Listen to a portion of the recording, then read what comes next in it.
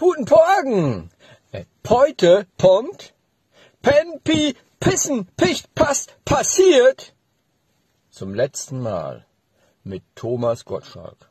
Also die Sendung kommt nochmal, aber zum letzten Mal mit Thomas Gottschalk. Der hört dann auf, leider, ne? Deswegen machen wir hier schönes Video. Pit Thomas Gottschalk. Habt ihr schon vermerkt, das ist ja ein Kultspiel, ne? Das ist das Spiel, was ich am meisten verliebe, ne? Die Barbara, ne? Die Barbara, die pacht sich Pimmer kaputt. Wenn das so kommt mit den Buchstaben, ne? Da wird halt einfach der Anfangsbuchstabe immer ausgetauscht gegen einen Konsonanten.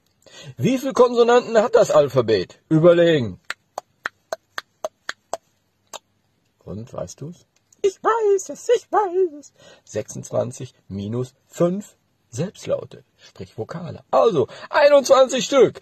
Viele Videos werden folgen. Juhu!